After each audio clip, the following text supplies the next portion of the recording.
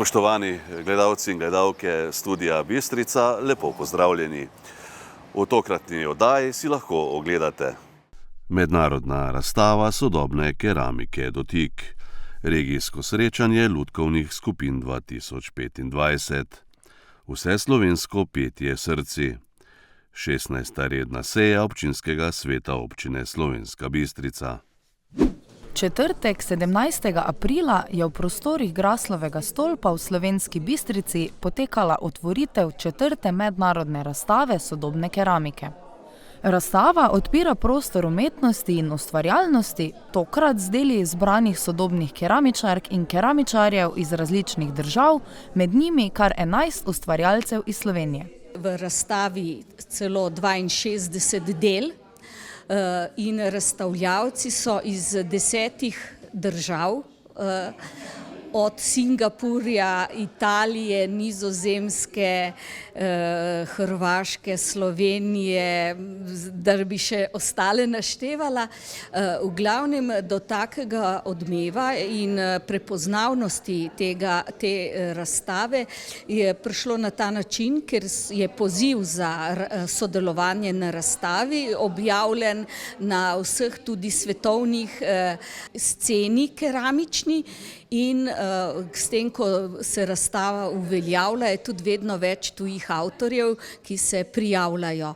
Tako da to pa nam da, bom rekla, tudi nam v Sloveniji možnost, da spoznamo trend, ki je svetovni tudi na tem keramičnem področju, in v centru se tudi trudimo, da bi se ta kulturna dediščina, lončarsko-keramična, ki jo v Sloveniji imamo, pogledala tudi skozi nova sodobna očala, in to je sodobna keramika, keramika kot tudi likovna zvrst.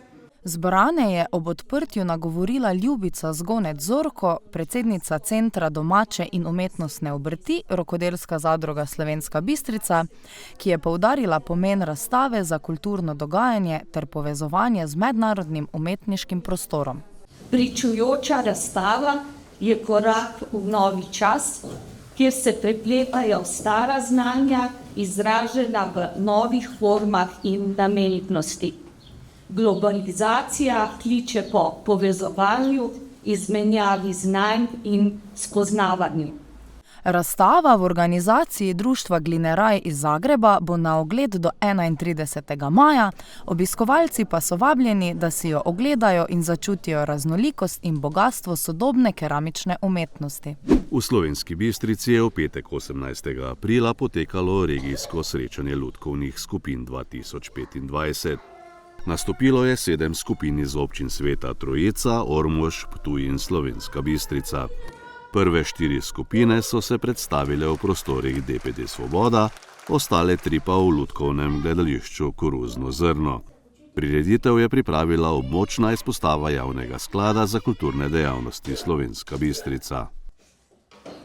Je to res nova makina? Čisto nova? Odkud?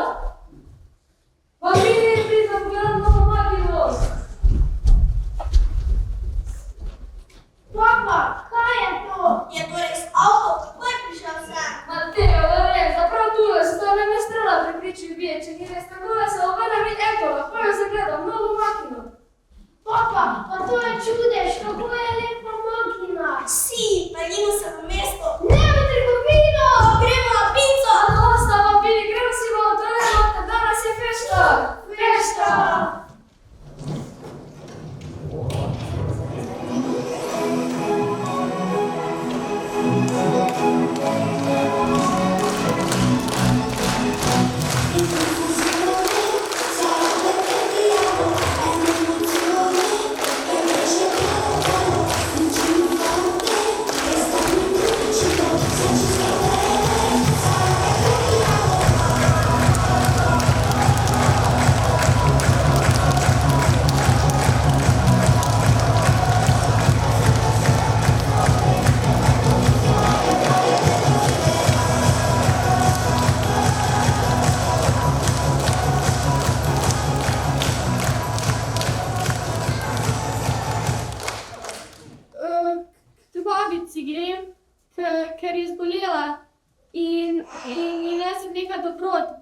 in zdravil.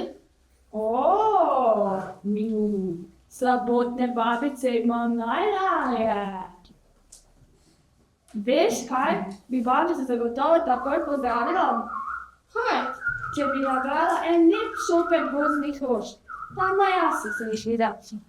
Aha, sej Ja, na zdravje, gospod Volk. Hvala.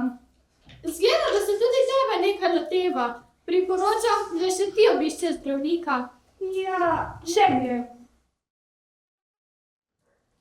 Hej, ta Volk pa res ni tako hudobek, kot vsi pravijo, da je. Še rožica in babica ima kot majhna kuža. Preteklo sredo je potekala tradicionalna prireditev Vseslovensko petje srci. V Slovenski Bistrici so ljubitelji glasbe slovenske pesmi skupaj prepevali na stadionu v športnem parku. Vseslovensko petje srci je neformalen praznik, ki vsako leto poveže vse generacije in vse družbene sloje. Pobudnica tega projekta je profesorica baleta Mateja Brečko.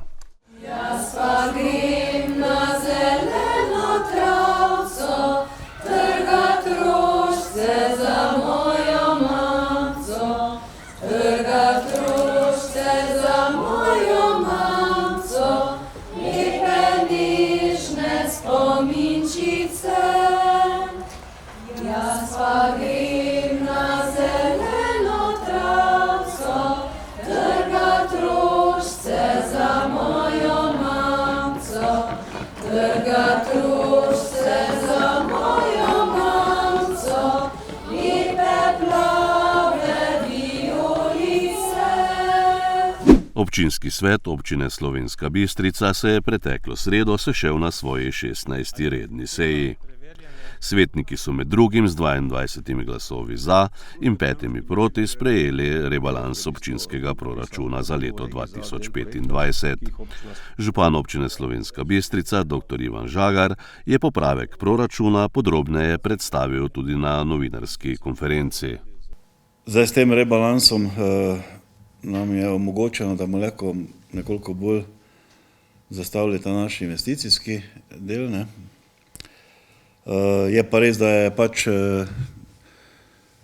to omogočeno tudi s tem, ko je bil sprejema zakon o lokalni samoupravi, ker povečuje možnost zadolževanja, pri čemer mi nismo izkoristili cele kvote za našo občino. Mi smo tisti del, ki je nujen, kar pomeni, da mi zdaj povečujemo torej zadolžitev proračuna iz prejšnje načrtovanje 1,5 milijona na približno 5,4. Zdaj moram še enkrat to povedati, da te zadolžitve ne bi bilo, če bi pač bili razumljeni na državni ravni. Ocena je, da je povprečnina približno za 100 evrov prenizka, to pomeni v našem primeru dobre 2,5 milijona evrov izpada prihodka. Drugi del je pa vezan na recimo sredstva, ki jih je vlada namenila za nekatere občine, ki so podfinancirane, čeprav jaz trdim, da so vse občine podfinancirane, saj ne nazadnje praktično vse občine, tudi mestne, pokriva ista zakonodaja. In zdaj recimo, če se tam primerjamo z eno primerljivo občino, se ni važno katero, ne bi tista občina dobila iz tega naslova še 1,5 milijona zraven, če bi to sešteli, bi mi pravzaprav ne bi se rabili nič dodatno zadolževati. Zdaj, kar se zadolževanja tiče, gre predvsem za to, da mi s tem zagotavljamo sredstva za sofinanciranje projektov, za katere računamo, da bomo dobili prihodke iz drugih virov, iz evropskih virov ali pa iz kakega, oziroma iz nacionalnega vira, pa še mogoče kje. Je pa res, da smo tudi povečali nekaj na področju obnove cest, ker tam se to že nujno potrebuje, tam pa niti ni možno, vsaj kar se tiče občinskih cest, pridobiti nekih dodatnih virov. Zdaj, kar se tiče recimo teh povečanj, grejo za to, da smo nekaj dodatnega sredstva dali za specifično gasilsko opremo, lanska toča je pokazala manjko na tem delu. Mi smo naročili in je civilna zaščita skupaj s poveljstvom gasilstva pripravila en seznam tistega, kar bi nujno bilo potrebno nabaviti. Da tu gre za eno tehnično vozilo, ki bi se naj v 2 letih nabavilo iz tega naslova. Potem nekaj je bilo vezano tudi na plače, ne, še dodatno, ker se pa zdaj pokazalo v tem času, da tisto, kar smo prvotno planirali, ne bo zadostovalo. Pol neke nujne investicije na področju šolstva, ki so vezane na res nujne zadeve, kot je obnova kuhne, pa recimo požarna varnost na Čerešnjevcu. Potem smo povečali področje na teh skupni rabi, tam je slaba pol milijona, nekaj gre za vodooskrbo, kanalizacijo, pa vzdrževanje zelenic. Kot sem že omenil, za obnove cest, ne, tisto smo najbolj povečali, tisto je res naša zadeva dodatna. Potem gre še za nakup potencialnih objektov, gre, to že tako veste, mi se že kar nekaj časa dogovarjamo ali pa pogajamo za ta objekt, v katerem domuje Svoboda, tu v Slovenski Bistrici, ne, ker je ta bivša hranilnica, ker je ta objekt tudi spomeniško zaščiten in mi ga bilo škoda, ne. Ampak je stvar še razgovorov in pogajanj. Potem pa smo še nekaj dodatna sredstva zdaj namenili, to, kar prvotno ni bilo planirano, za finalizacijo obnove doma starostnikov tu v Slovenski Bistrici, zato ker zdaj v investicijo pelje sicer ministrstvo, potem, ko smo mi še v prejšnji vladi podpisali to pogodbo, tripartitno, ne, občina se tako zavezala, da pač priskrbi dokumentacijo do gradbenega dovoljenja, to smo mi naredili. Ampak zdaj v sami fazi investicije se je pokazalo, ne, da je smiselno pač celoten dom tudi še dodatno urediti, da bo imel neki enotni izgled. Ne. En del je vezan na enotni izgled, drugi del je vezan na neke nujne stvari, ki so se pokazale tekom delovanja doma. Ne. In pa gre potem še za aglomeracije, ne. Tu še gre za finalizacijo zgornje Poskave, pa Pragerskega, pa tudi za tehnično dokumentacijo. Ne. Ostale naloge so pa že prej bile v proračunu. Ne. Tako da zdaj ta proračun pač mi poskušamo ali pa držimo nek investicijski cikl ves čas, ne, in ga poskušamo peljati pač na območju celotne občine. Zdaj, tu je pa vse še kar veliko kakih manjših projektov, ne.